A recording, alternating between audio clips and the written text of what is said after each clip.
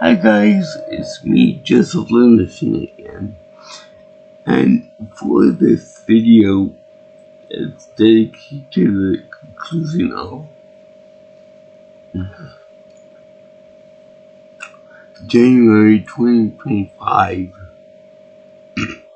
aka Star Trek month. I figured I might well talk about the next inline in the reboot franchise for the Star Trek universe, directed by J.J. Abrams. Now this movie is called Star Trek Into Darkness, and I can only think of one thing in the movie that applies to Into Darkness, when Captain Kirk is revived, when he dies and gets revived, and he's brought back out of darkness again.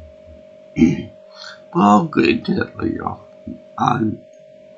But for right now, this movie is the second in the reboot franchise. The first one being Star Trek 09. And this one has a very interesting similarity to the first series of movies, in that the second movie of that franchise was called The Wrath of Khan, which I reviewed already. But this one involves Khan again. No, I did not do that on purpose. I was found that with a pure mistake in this one. I did not do that on purpose at all. It was an accident. So anyway, this is one thing I gotta notice about the actor that they could put Khan in this movie. He's played by Benedict Cumberbatch. I like this guy a lot. He's very fine, Dormammu, and a very fine, Doctor Strange. He's charming, sophisticated, and he's got an air of, almost royalty to him. But Khan, he does not make. Because, in case you realized, the whole thing of Khan Singh is a, Indian name. No, I'm not an narcissist or anything special like that, but does this guy fucking look, Indian to you? No, he does not. If only they had a specialized, if only they made him into a Indian person for this. Or perhaps they could use another Spanish person for this, like they did with Ricardo Montalban. I mean, she will, it was miscast, but it was such a charming and such a likable miscasting that you didn't really mind that much in the long run. But if they kept with the Spanish casting, it would have been a long race. It would have been a miscasting, but it would have been consistent with it. But this is just blatant stupidity.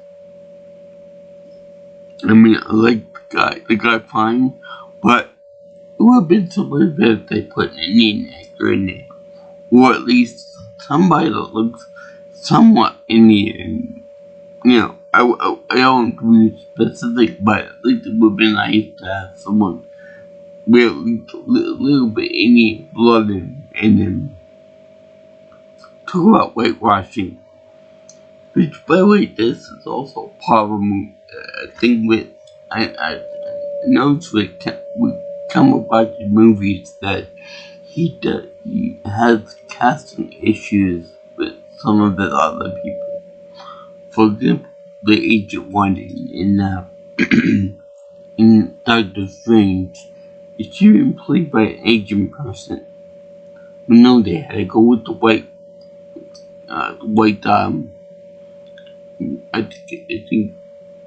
think she's Welsh or something like that.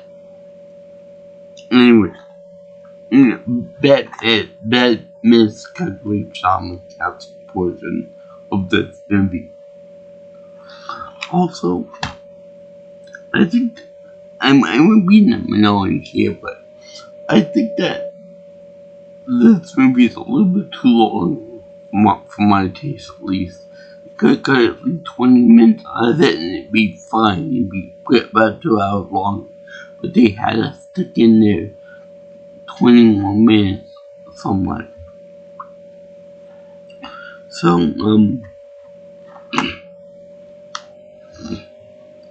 they do a real good job of portraying Khan as being a savage, ruthless, intelligent character that rivals Captain Kirk and Spock in all their intelligence and suavity, if you will. But I guess what they were going for by casting Tom Benedict in this movie was that because this was supposed to be like a different continuity than the first movie, than the first series of movies, that they could get away with casting different people in the role. But the name is still Khan, Khan Singh. I can't pronounce the middle name, so just excuse me for that. But still, they should have it in there. And plus, I don't know who was alive during this portion from the original casting of the Star Trek franchise, but I'm pretty sure that at this point in time,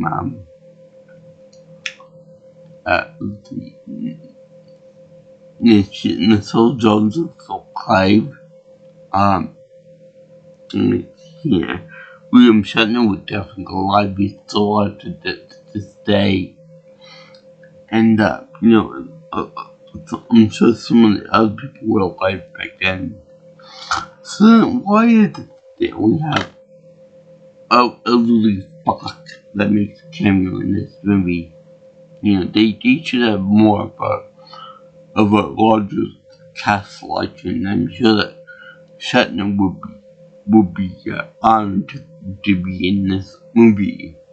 It is basically his franchise at this point.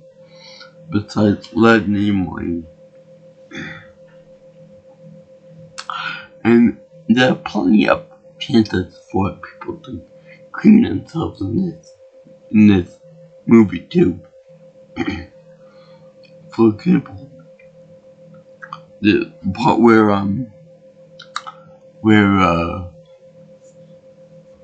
Captain Kirk gets his jiggy on with two alien women with scorpion tails on them. That must make this guy jealous. And there are other parts where they talk about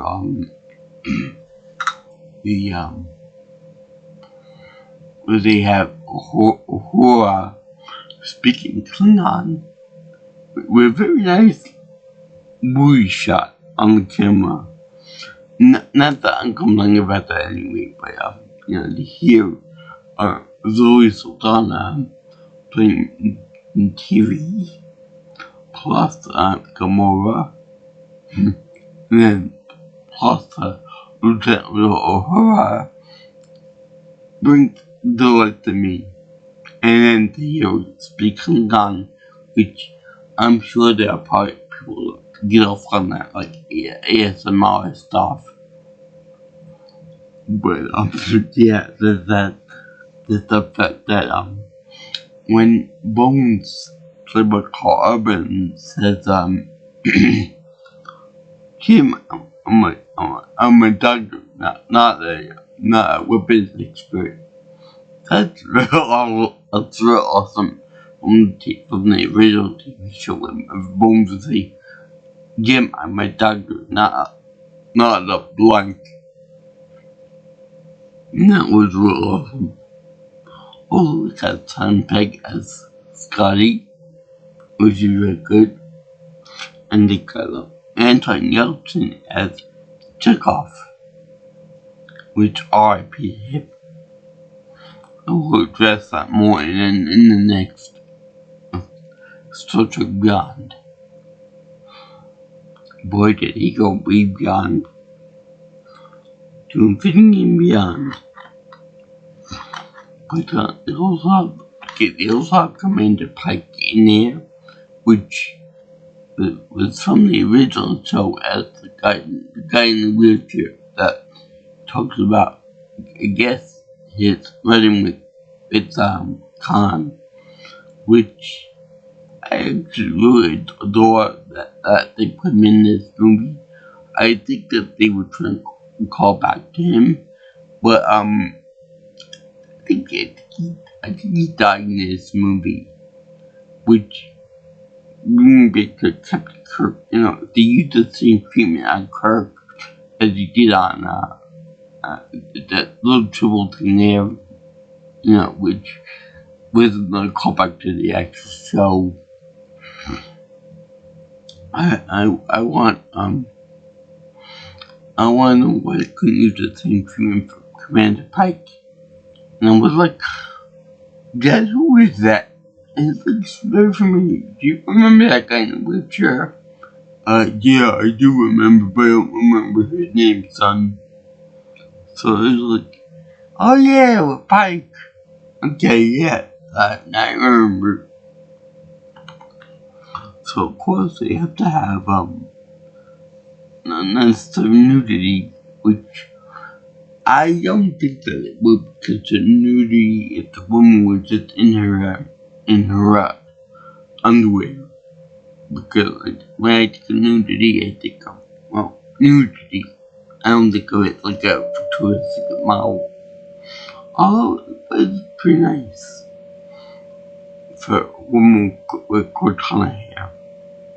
But I'll talk more about her later, as well as a bit expert. Now, also, they do involve more starships from the Starfleet. And the thing about that is that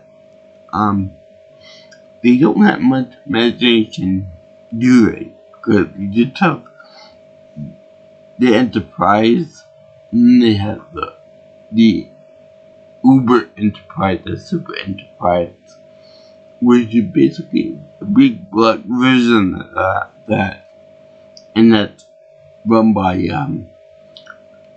P.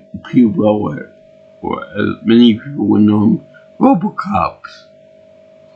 And yeah, his head does get crushed by Khan in a very real fashion.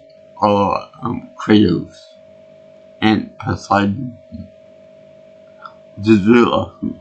But it's from his own daughter, which is the weapons expert, like I said. And also, there's a little bit of comedy in it too, in this dramatic movie. And this ship is just the same size as, same shape as the Enterprise, but bigger and more black. And it's also when the Enterprise took damage, it's about the same damage as what they've been portraying in the past too, which is just like along the neck of it, like the next main portion of it to the engines and the shooting part, and that's about it. Which the engine can easily be repaired by Captain Kirk doing what I do, kicking at it, brute forcing it to be closed and whatever. And in there, they do a very touching send up to Kirk, played by Chris Pine, in which Spock it's like a crypto does like the hand gesture, which I can't do properly. He does it like in reverse of what was in the first movie, but within the second movie of the first series, in which Spock is dying in there, but Kirk says, I love you, friend, and all this stuff. Meanwhile, you do the opposite with this one where Spock says, I love you, friend, and this and that. So, he did do that. That's a very touching send-off to him until he arrived. Like I said. But also, there's another bit of comedy in there, too. For example, the weapons specialist, which is the guy's daughter, the admiral's daughter, said that I don't believe that my father would ever destroy this ship to destroy one person, A.J. Khan, which with all these innocent people on there, and with me on board too. The way she says, yeah, you're right. You're right, honey. I would never destroy the ship with you on it. So then, he said, okay, little Missy, you've been a bad daughter. Get back on board so I can destroy the ship. And then he beams her up to his own ship so he can put on torpedoes at their ship. Which is like very funny to me, at least. Like, no, you're grounded, but you're grounded to my ship so that we can destroy your own ship. So that's kind of funny. Almost going into Star Wars territory with Leia witnessing her own father destroying this ship, destroying our own planet. Anyway,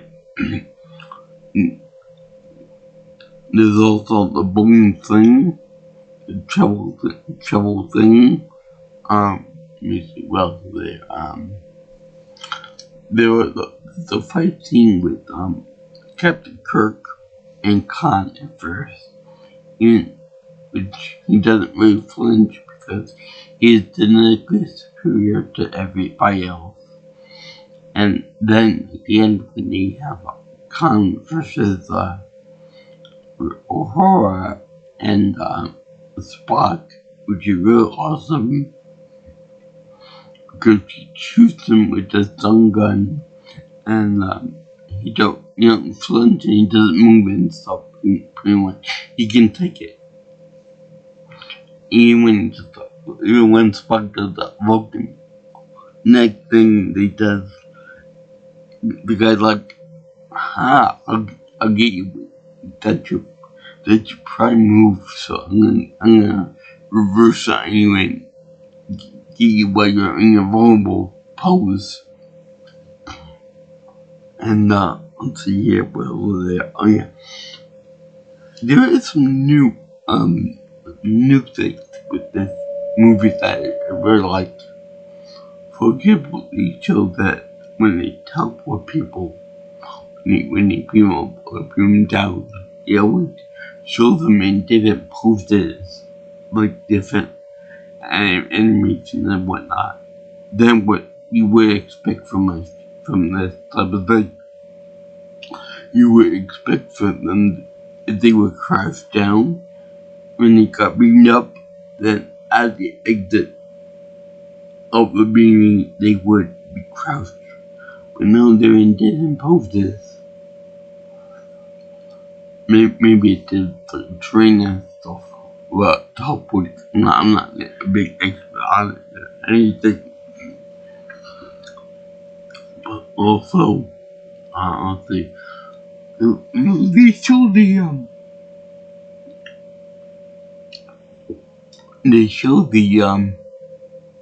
what a photon torpedo looks like at, close on a Harmon just stationary, which I always thought that the photon torpedoes were actually pure energy weapons. So when they got launched, they would melt whatever they hit. But no, in this one, they're actually supposedly solid matter that contain crew members of Khan, his family, if you will, his Ohana, and it's actually really something nice. And I don't know, maybe this is just because like the beginning of photon torpedo technology.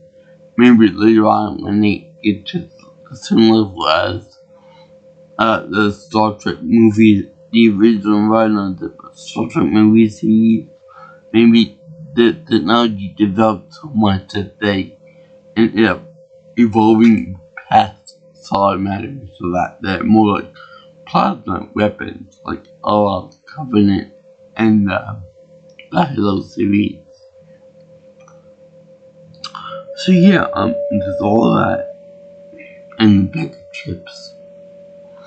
So I also really like the fact that they used CGI in this movie, but they also used practical effects. They use practical effects whenever they are up close, like when there's a combat thing going on, or whenever they have like a close environment type thing. But then they have this CGI takeover in the beginning when they have the Prime Directive thing where they have when they show all the that red planet, very similar to which the last Jedi, last Jedi has a red planet.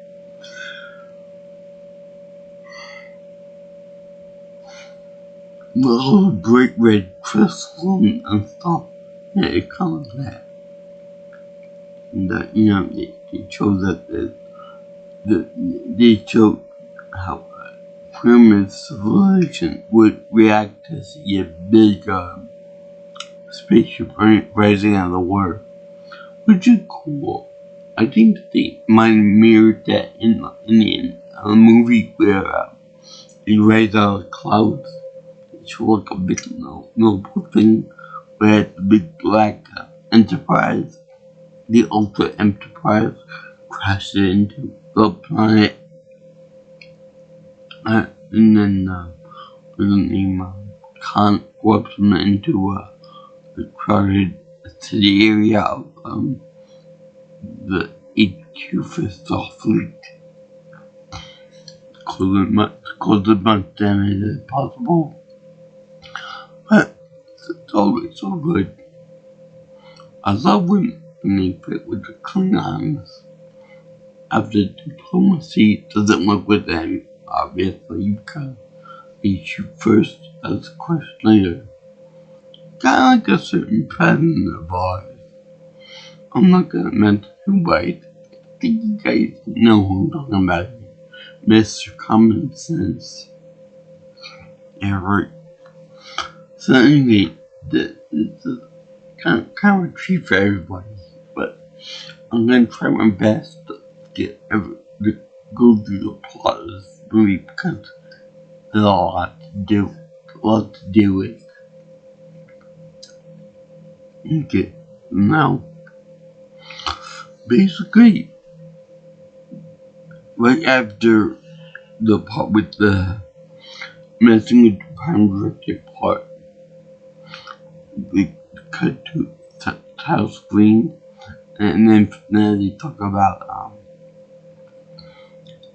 the guy's daughter is sick with some disease. I don't know, maybe it's SIDS for all I know.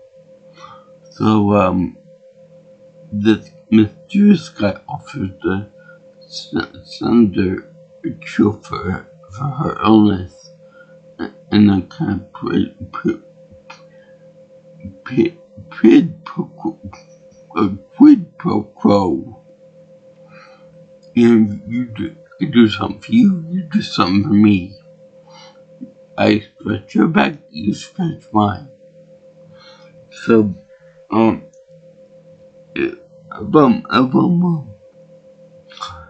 if I'm getting this right, the guy ends up setting up a bomb and killing thousands of people. And it's on the name of this guy. To get name it Vex something or other. Maybe that's the captain, but anyway, it kind of goes by an alias because he doesn't want anybody salty to know who he is because he's a wanted criminal. I mean, anyone that can work like this is a criminal. So they end up capturing this guy, and then they end up taking him on the Enterprise, and they pick up two of the photon torpedoes. Each one has its own cryopod inside of it, with a member of Khan's crew. So,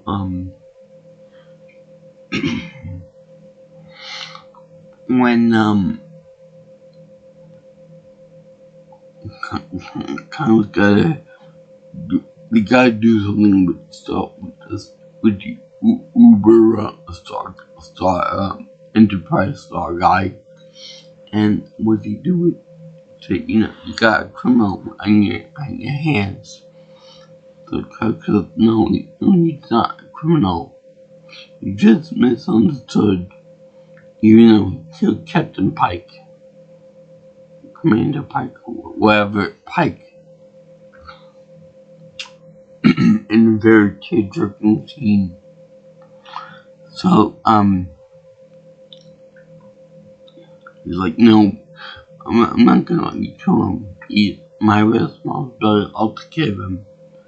And the only reason why he's alive because of me. Why he didn't hand him over, I have no idea why. Maybe he find some secret universe for him. I don't know. But he's like, you're gonna give him to me right now, so I can finish off the job because I let him live years ago, and I regret it ever since. So fuck him over. So then they do a warp drive chase, and the mini Enterprise gets chased down by the big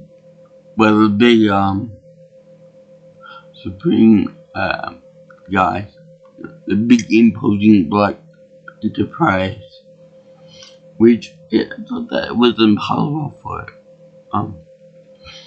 for one to track the other in warp space time. I don't know, maybe we're just following the channel of the space warping around them and stuff. So anyway, you see the big ship opening fire on the Enterprise, knocking out the slipstream space. So then you get the signal between the guy and in the Enterprise, and that's when the daughter of the guy, the underwear model, the girl that's the weapons expert who found out about the cryo tubes. She said, no, Daddy, I don't want to do this. You wouldn't kill me when I'm on board, would you? So she said, nope, you're grounded onto my ship. So then he whoops up onto the ship, has to open fire, and then Kirk says, as the real captain, he would say, no, don't. These guys are under my watch. They will follow my orders. So, they're innocent. Let them all go now. I'll deal with it myself. I'll get them out. I'll give them to you. And so he says, okay. So then during the exchange, Cook said to him, that, I could go over there with, I got aboard the big ship with, Khan as more like a land convenience because Sky disarmed the main ship so that these big guns, big real guns in space, big mech guns, they are trained on the Enterprise and they would fire off and destroy the ship. So Khan and the other guy got go over to the ship, but manually, they got go on the jets and all that, and they almost die in the process, even though Khan can breathe in space like Saiyans. So, anyway, they find out that Khan's a bad guy, and then,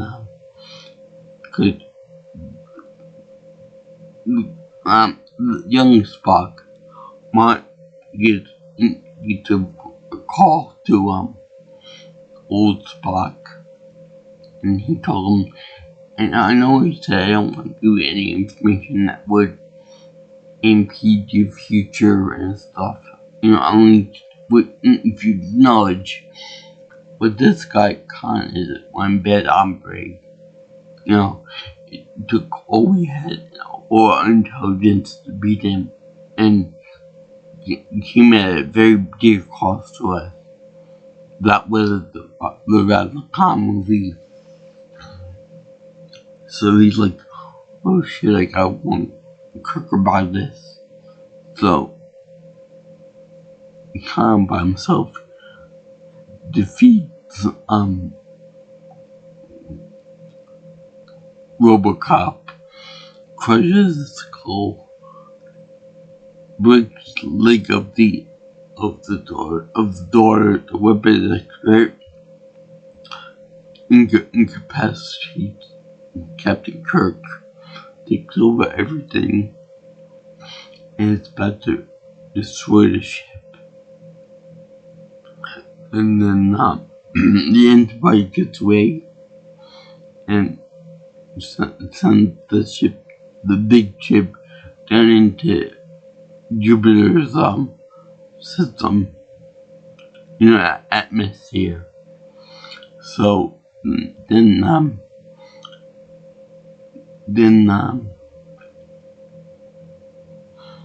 Captain Kirk gets back onto his own ship, his own regular Enterprise.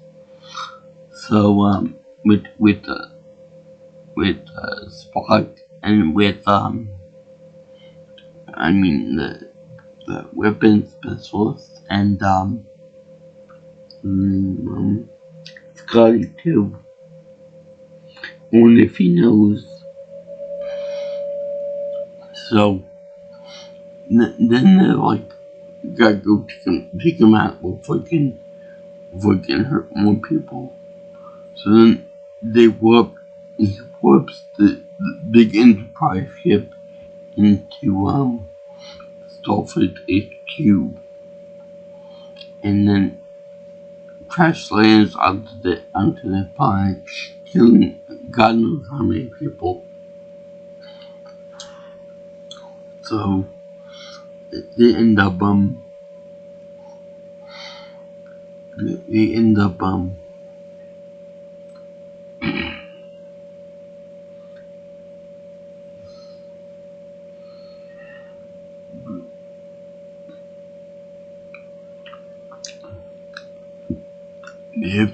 having a very good chase because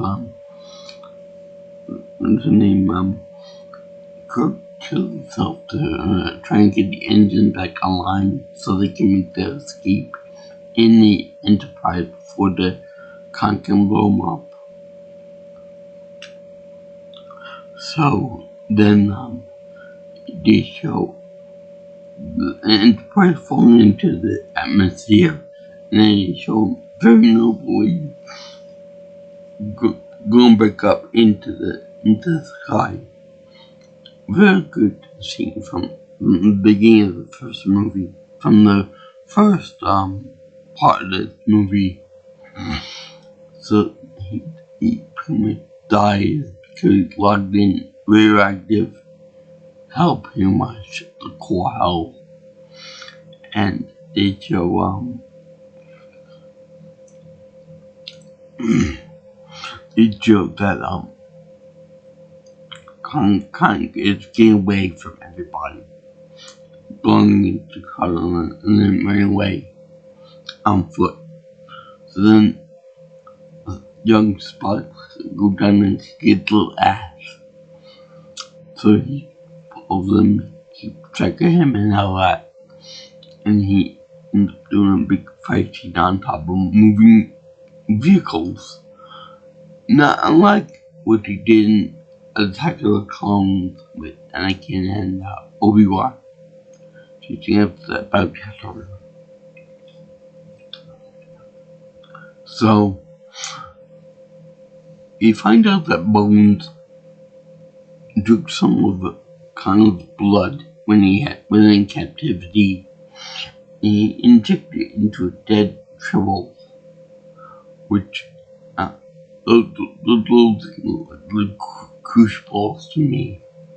And he took it and it shows some of life. Noises and stuff. So he figured that if he does the same thing with Kirk, that a bigger sample of Khan's blood, genetically altered blood, that he could easily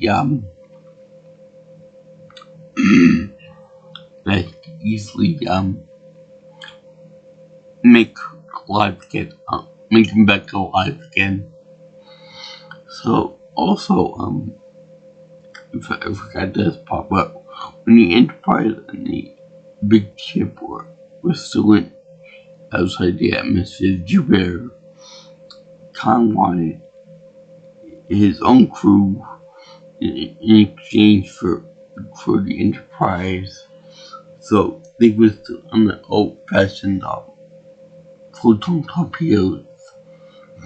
So Khan wanted him to use the torpedoes, and he said, Vulcans cannot lie, so the torpedoes are yours. But what he forgot to tell him was that there were no people on board there. So Khan got his torpedoes that were activated by the weapons expert, and then go boom. So that's why the big ship ended up plummeting into the atmosphere. Hopefully you could destroy Khan. But the people were still on board on the Enterprise, but just in the cryopods. Which, if you could go for all the trouble of having Khan be the genetic altered super god, wouldn't it make sense that his crew will also be that way too, and easily extract their blood and put it into Captain Kirk and revive him? Or even better, use the damn Tribble.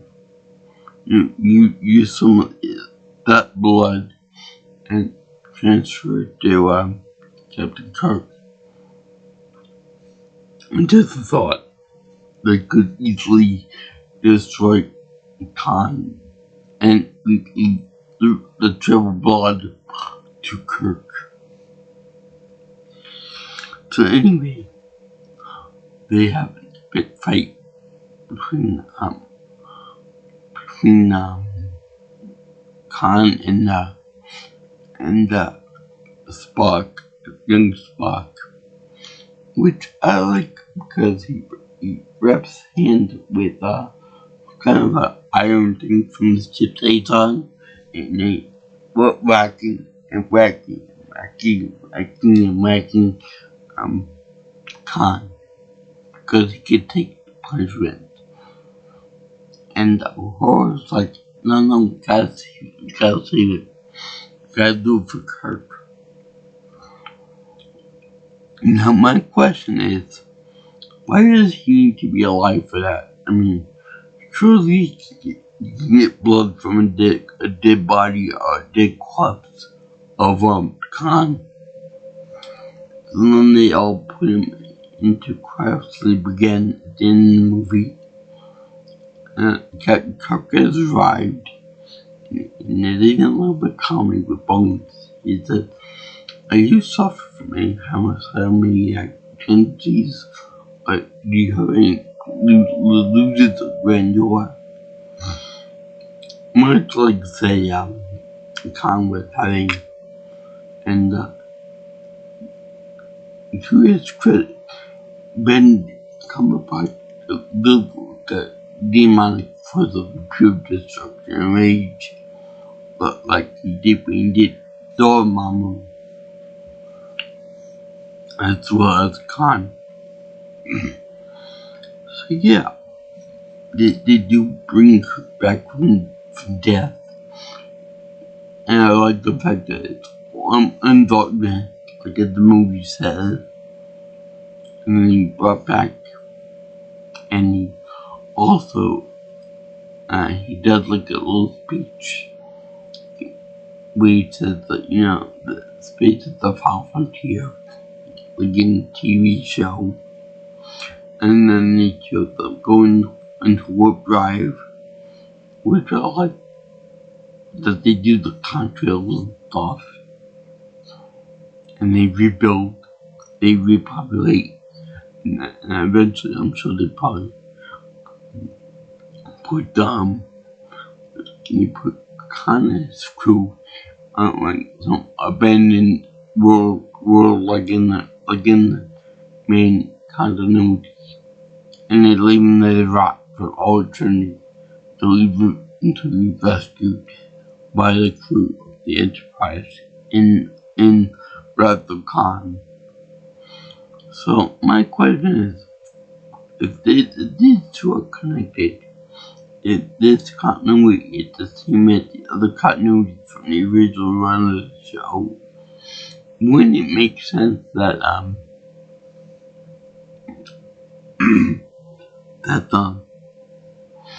they would have the memories of when they get older of that they brought Khan into this foreign space, and then they call it the neutral zone or something. And then if they knew that, then why would they go back to find them in there with the locators on their bodies and stuff? I also like Scotty's little action thing where he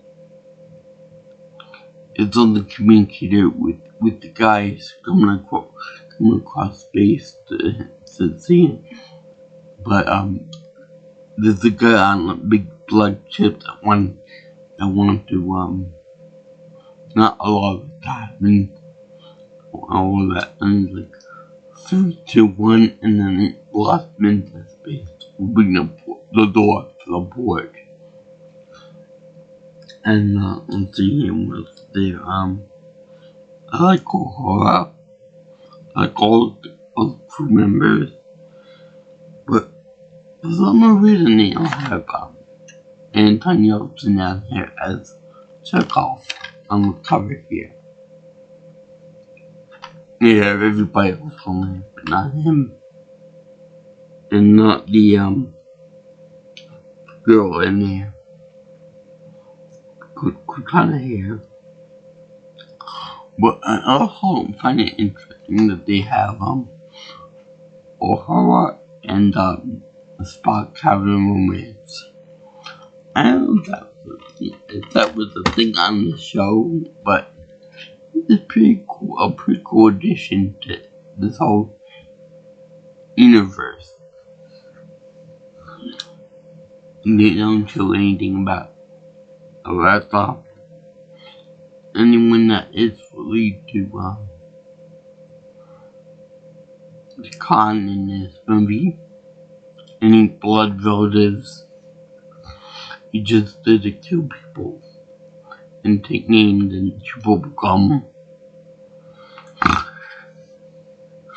But yeah, I definitely enjoyed this movie. A little bit long and a little bit too confused. You know, it's one of those type of movies that you gotta follow it all through, otherwise you'll be lost during it. But yeah, I definitely enjoyed it.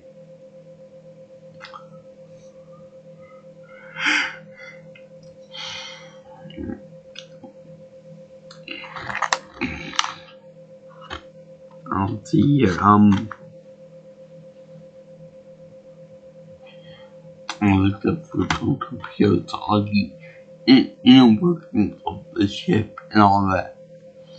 I find it interesting that every ship in every franchise has little crawl spaces that no normal human being can fit through. Just little alien beings. I love the I like the logic of using that he doesn't lie and all that. Even though he omitted some parts of the truth for the bargaining between crew members. I like the brutality of Khan, showing that he crushed the guy's head like a walnut. He tried to do the same thing with Spock, but we can't have that. Spock is too well known and too well liked to die like that. So therefore, horror save its little butt, little vulgar ass. So yeah, I thank you for watching my video review of Star Trek Into Darkness. It was well worth it to see it, and I recommend it to you.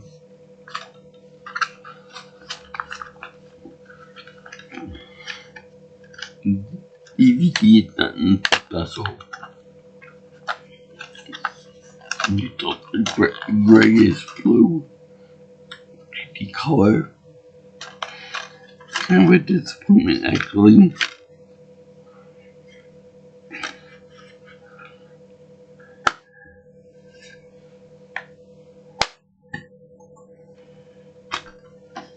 And she constantly been played by a different man, not whitewash him.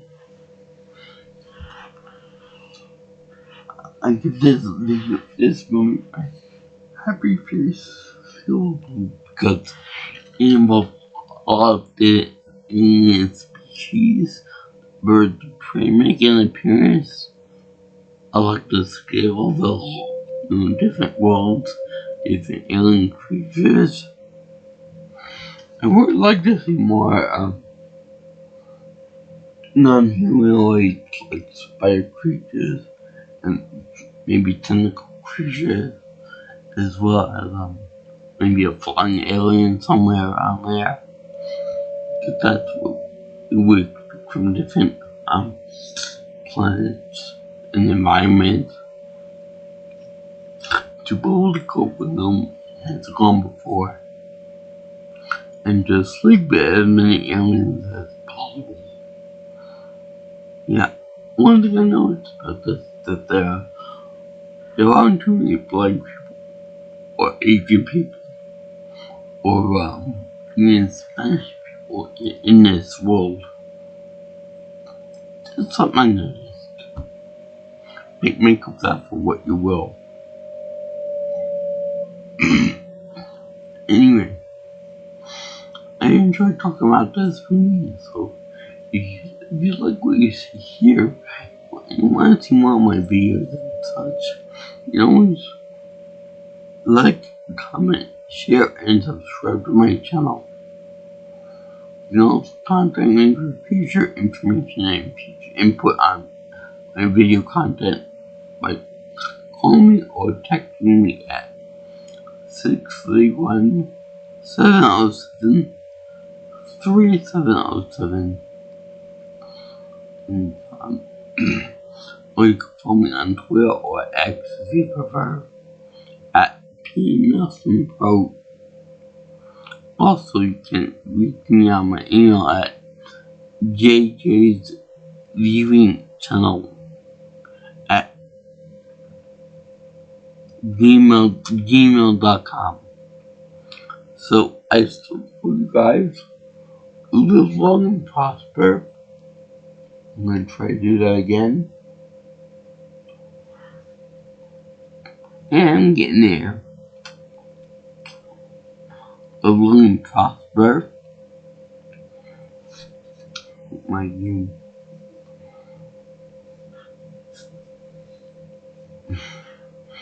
That's the best I got. And you have always been and forever will be my friend. I love you, man. God bless you. Learn Nimoy and this Jones.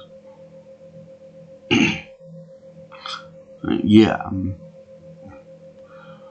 thank God Judge Case Life, Mr. Omari. Yeah, but yeah. Mr. Zulu was played by John Cho. And he actually does disobey orders in this one. Wait, I don't know if that's possible. That'd be grounds to get fired. But it's pretty cool when he does it. So yeah, enjoy this movie. Peace out, my brothers and sisters. I'll see you in the next video. All you girls, guys, in internet land. Aloha.